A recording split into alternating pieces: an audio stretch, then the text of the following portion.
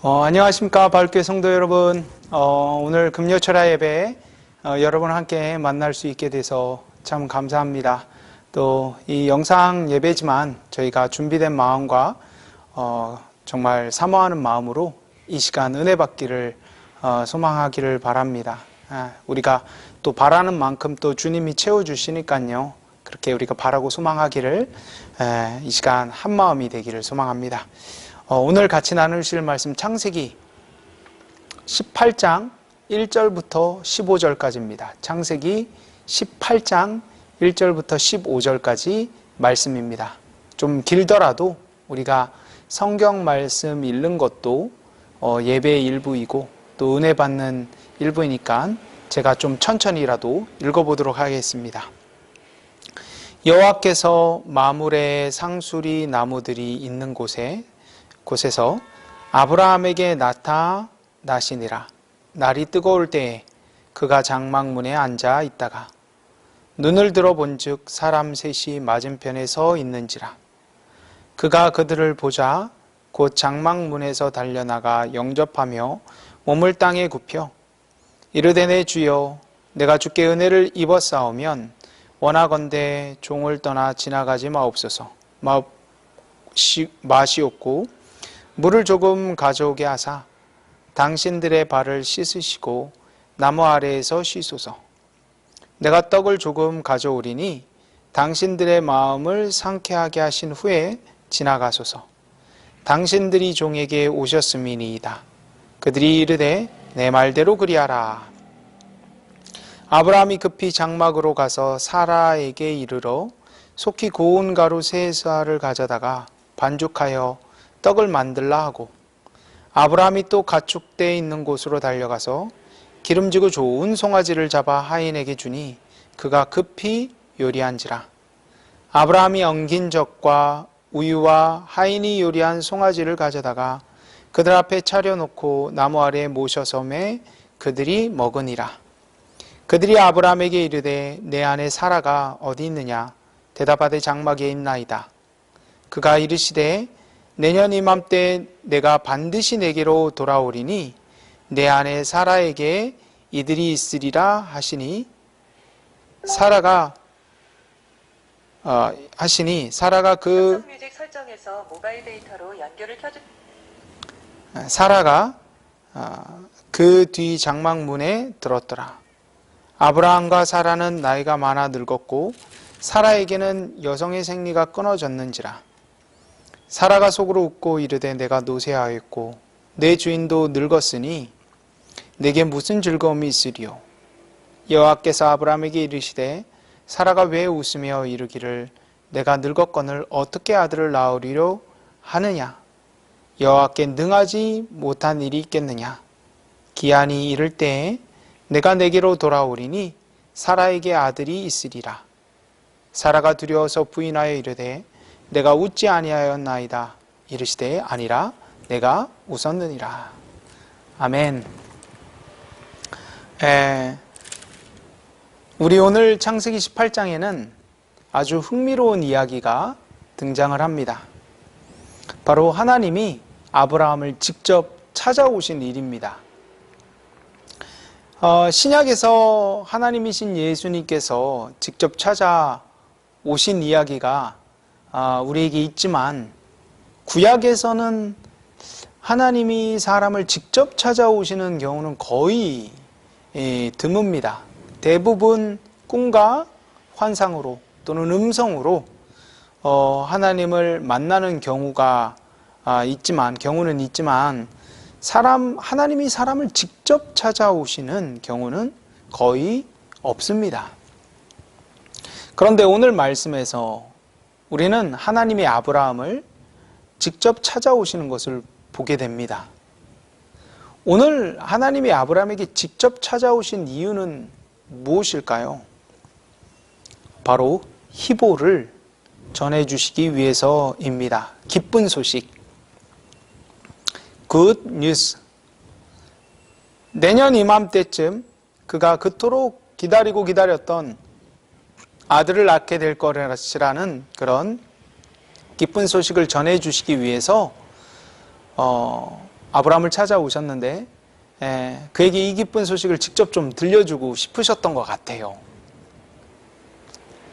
그래서 하나님이 이 아브라함에게 두 천사를 거느리고 찾아오시는데, 이때 하나님은 평범한 사람의 모습으로 아브라함을 찾아오십니다. 하나님 본연의 그런 존귀와 위엄을 드러내시지 않고 그냥 평범한 사람으로서 찾아오시는데, 처음에는 아브라함도 그냥 지나가는 평범한 사람들인 줄로 알았어요. 그래서 아브라함이 이들을 그 평범한 사람인들로 알았지만, 그럼에도 불구하고 이들을 대접하는 대하는 아브라함의 모습 속에서 우리는 아브라함의 진실됨과 선함과 겸손하기까지 한 그의 모습을 우리가 지켜볼 수가 있습니다. 하나님이 아브라함을 찾아오셨을 때 날이 뜨거웠을 때였습니다. 중동 지역의 뜨거움은 우리나라의 뜨거움과는 비교도 되지 않을 것입니다. 그렇게 뜨거운 곳에서 여행을 한다는 건 참 지치는 일이잖아요. 아브라함은 그렇게 땡볕에서 여행을 하는 여행객들을 발견하고,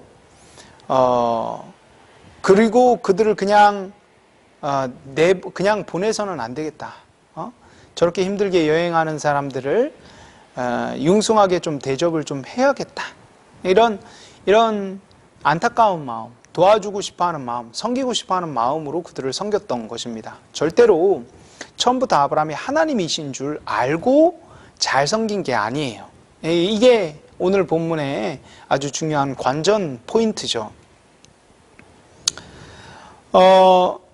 그래서 그들에게 가서 강권적으로 우리 집에서 좀 쉬고 가시라고, 그리고 이제 다시 좀 쉬시고 이제 가시던 길을 떠나가시라라고 얘기를 합니다. 물론 중동 지방에서는 지금도 손님들에게 굉장히 우호적이라고 그래요. 우리나라는 모르는 손님이 찾아오면 굉장히 거북해 하잖아요. 그런데 중동 지방에서는 아직도 손님들에 대해서 굉장히 우호적이라고 합니다. 선교 나갔다 오신 분들의 얘기를 들어보면 타지인인 자신들을 얼마나 우호적으로 잘 대접했는지 그런 얘기를 우리가 종종 듣게 되는데, 그럼에도 불구하고 이런 아브라함의 모습은 그런 중동 사람들의 그런 우호적인 성품을 훨씬 더 뛰어넘습니다. 아주 극진하게 손님을 대접해요. 그들을 강권해서 집에 들이고 가장 좋은 음식으로 그들을 대접합니다. 하나님이란 걸 알면 당연히 이렇게 섬기는 건 너무나 당연한 거잖아요. 그런데 중요한 것은 아브라함이 하나님이가 아니라 그냥 평범한 사람이라고 생각을 했음에도 불구하고 이렇게 선하게 섬기는 걸 볼 때 아브라함의 그의 선함을 우리는 엿볼 수가 있는 거죠. 아브라함은 그 당시 최고급 요리로 그들을 대접합니다. 평범한 손님들에게 말이죠. 즉석에서 잡은 송아지 요리와 당시에 아주 고급 요리 중 하나였던 치즈, 우유를 이렇게 잘 상하지 않게 이렇게 아주 정성스럽게 말릴 때 치즈가 생기는데, 그 치즈와 또 우유, 지금은 우유를 얼마나 쉽게 우리가 마트에서 구매할 수 있습니까?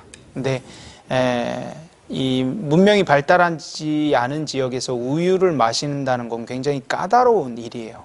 그냥 소에서 우유를 그냥 짜서 마실 수 있는 게 아니거든요. 다 끓이고 깨끗하게 하는 그런 과정을 겪어야 비로소 우유를 맛볼 수 있는데, 지금 우리가 맛보는 그런 우유 맛도 아니에요. 또 좀 역한 맛인데, 그런데 이렇게 베풀어 주고는 자기는 이제 자리를 비켜서 뭐 다른 데 일 보는 게 아니라 아브라함이 그 곁에 서서 시중을 든다는 거예요. 대단하잖아요. 그렇죠? 우리 8절에 아브라함이 엉킨 젖과 우유와 하인이 요리한 송아지를 가져다가 그들 앞에 차려놓고 나무 아래 모셔섬에, 아브라함이 옆에 시중을 들고 있는 거예요. 여러분, 이 당시에 아브라함이 나이가 99세의 노인이며 그 지역에서 가장 유력한 그런 유지였어요. 지금 우리로 치자면 거의 중소기업의 회장님, 중견급 기업의 회장님, 아주 힘 있는 그런 파워 있는 그런 분이시죠. 그런 분이 평범한 손님들을 곁에서 시중을 든다. 아브라함의 얼마나 겸손한 모습이 엿보이는 장면입니까? 자, 그런데 이 식사를 마친 후 그들이 아주 놀라운 말을 합니다. 아브라함의 아내가 어디 있느냐고 묻습니다. 그때 그들이 아브라함의 아내를 무엇이라 부르는지 한번 보십시오. 창세기 18장 9절에 그들이 아브라함에게 이르되 내 아내 사라가 어디 있느냐? 대답하되 장막에 있나이다. 여러분, 원래 사라의 이름이 사라가 아니라 사레였어요. 사레. 사레라는 뜻은 우리 공주라는 뜻입니다. 아버지가 사레가 태어날 때 너무 예쁘니까 우리 공주 하다 보니까 그래서 우리 공주님 자기 개인적인 그런 고백이잖아요. 진짜 공주는 아니잖아요. 그런데 그 이름을 창세기 17장 바로 오늘 18장 바로 전에 하나님이 사레에서 사라로 바꾸십니다.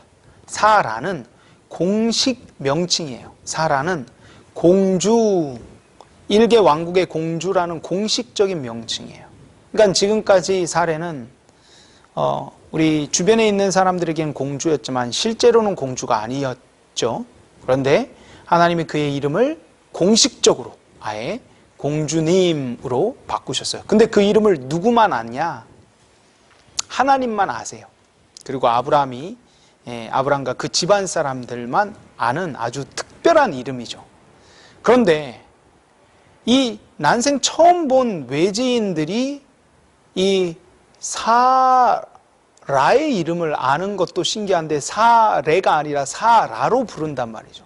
아브라함이 이때 이게 뭔가 심상치 않음을 직감합니다.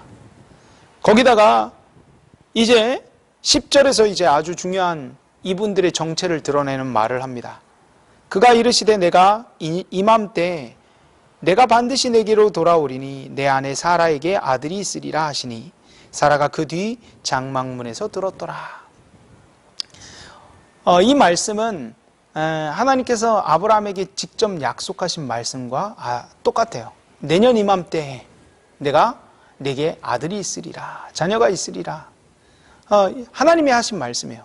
아브라함은 그 얘기를 듣고 결정적으로 이분이 하늘의 존재임을, 하나님께서 보내신 존재거나 아니면 하나님이시거나 그렇게 아브라함이 그때야 비로소 하나님의 존재됨을 직감하게 되죠.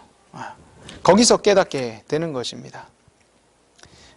그래서 이런 소식을 하나님께서 이 기쁜 소식을 사실 아브라함에게 직접 전해주시기 위해서 오셨는데, 우리 여기서 깨달을 수 있는 아주 중요한 교훈이 있는데, 손님을 접대하는 게 얼마나 중요한 것인지, 또 우리 주변에 있는 평범한 우리가 날마다 만나고 날마다 보는 사람들, 또 예를 들면 가게 점원이라든지 아니면 주차장 봉사원이라든지 주차장에서 이렇게 돈 주시는 분들이라든지 아니면 평범한 이웃들이라든지 이 사람들이 얼마나 이 사람들을 우리가 손님을 접대하는 걸 하나님 접대하듯이 정말 귀하게 접대하는 게 절대 손해가 아님을 우리는 오늘 본문 말씀에서 도전을 받을 수가 있습니다. 만약에 아브라함이 자신을 찾아온 손님들을 그냥 지나가도록 무시했거나 사실 별로 신경 안 써도 되는 사람들이잖아요. 손해될 사람들이 아니잖아요. 왕이 온 것도 아닌데. 그랬더라면 아브라함은 이 놀라운 소식을 전해 듣지 못했을 거예요. 또 대접했더라도 대충 그냥 집에 있는 그냥 마른 빵 몇 개 주고 물 좀 주어가지고 보냈더라면 나중에 오셨던 자신을 방문하셨던 분이 하나님이심을 알고 얼마나 후회했겠습니까? 하지만 아브라함은 그들의 평범한 모습을 보고 그들을 업신여기지 않았어요. 최선을 다해서 대접을 했습니다. 그리고 이 귀한 소식을 전해 듣게 되었고 하나님을 극진하게 대접하는 그 과정에서 그가 축복받아 마땅한 사람임이 드러나게 되었습니다. 귀한 성도 여러분, 우리의 모습은 특별한 일이 아니라 평범한 일을 통해서 우리의 성품이 드러나요. 내 본 모습이 드러나는 장소는 특별한 장소, 대통령을 만나러 가거나 아주 멋있게 꾸민 장소가 아니라 그냥 평범한 옷 입고 사람들을 만나는 내 모습 속에서 내 본 모습이 드러나는 거예요. 우리가 오늘 만나는 사람들이 비록 평범한 사람들일지라도 또는 부친교회 자매와 같이 우리를 무시하거나 아니면 정말 별로 소중하지 않은 사람들일지라도 우리는 그들을 귀하게 여기고 최선을 다해서 섬겨야 될 줄로 믿습니다. 그들을 하나님처럼 여기고 섬기도록 하십시오. 그것이 바로 복받는 비결 중에 하나입니다. 그래서 여러분이 정말 주변에 있는 평범한 자들을 귀하게 섬기는 여러분과 제가 되기를 주님의 이름으로 축복합니다. 아멘. 오늘 말씀에서 조금 더 중요한 메시지가 한 가지 더 있다면 바로 하나님의 말씀은 당장에는 믿기 힘들더라도 믿어야 된다라는 것이에요. 믿음으로 받아들여야 돼요.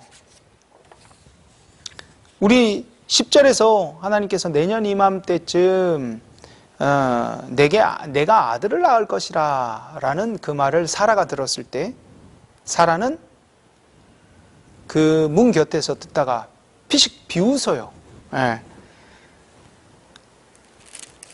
11절에 아브람과 사라는 나이가 많아서 늙었고 사라에게는 여성의 생리가 끊어졌는지라 사라가 속으로 웃고 이르되 내가 노쇠하였고 내 주인도 늙었으니 내게 무슨 즐거움이 있으리요. 아니 우리 남편의 나이가 99살이야. 아니 내 나이도 89살이야. 둘 사이가 10살 정도 차이 나거든요. 그런데 뭔 놈의 애기야.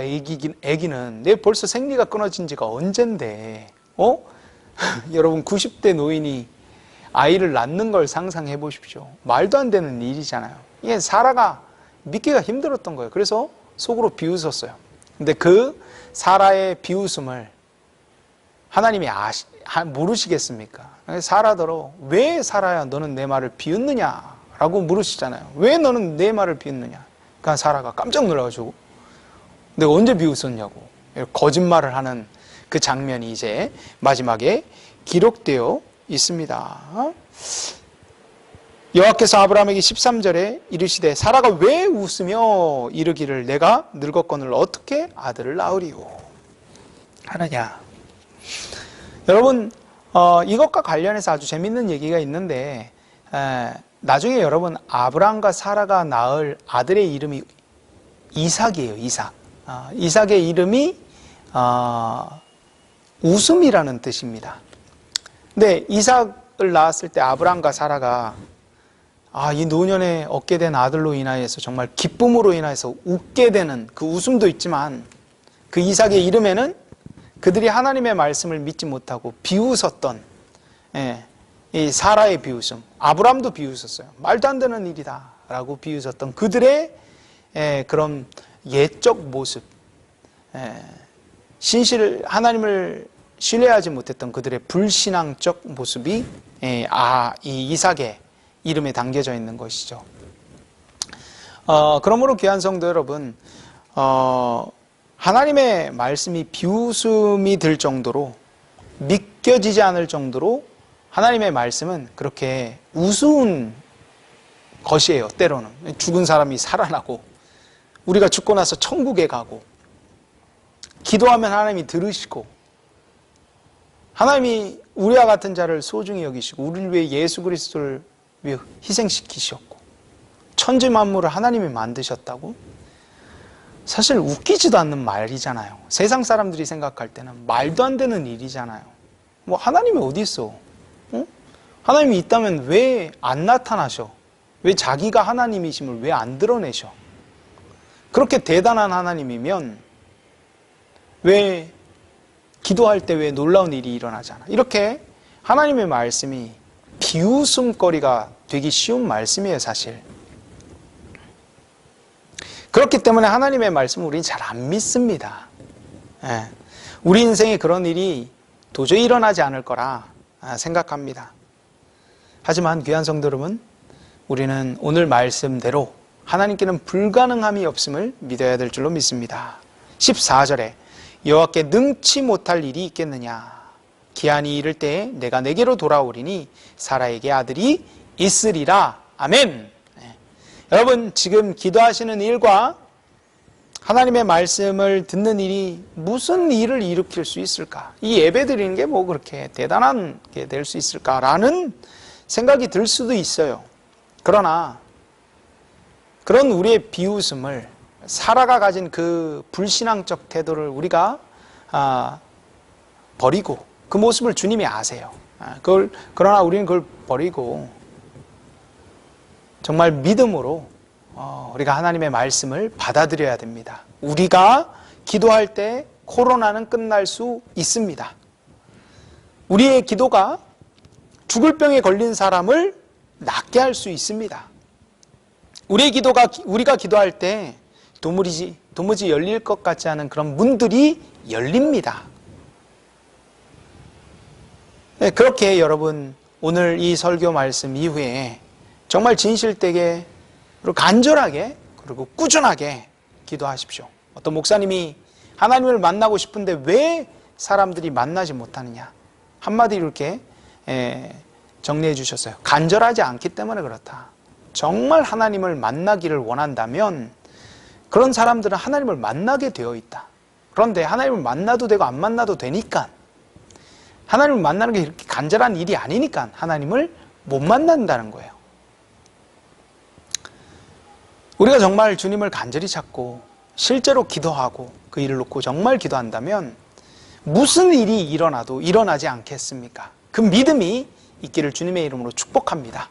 사라와 같이 비웃지 말고, 하나님의 말씀을 웃지 말고 우리가 믿음으로 반응하기를 주님의 이름으로 축복합니다. 오늘 저녁에 이 별거 아닌 것 같은 예배지만 동영상으로 드리는 그냥 플레이 누르면 볼 수 있는 거고 안 누르면 없는 거고 이렇게 생각될 수 있지만, 그럼에도 불구하고 여러분, 이 예배조차 하나님께서 귀하게 여기시고 그것을 우리가 우리의 믿음대로 될 줄로 믿습니다. 우리 끝나고 기도하세요. 같이 기도합시다. 정말 하나님이 역사하시도록, 우리 가운데 놀라운 일을 벌이시도록 우리 같이 한번 기도하는 귀한 여러분과 제가 되길 주님의 이름으로 축복합니다. 아멘. 우리 곧 이제 동영상 말고 얼굴과 얼굴을 대면하여 볼 시간이 속히 다가오기를 소망하고 또 축복합니다. 아멘. 감사합니다.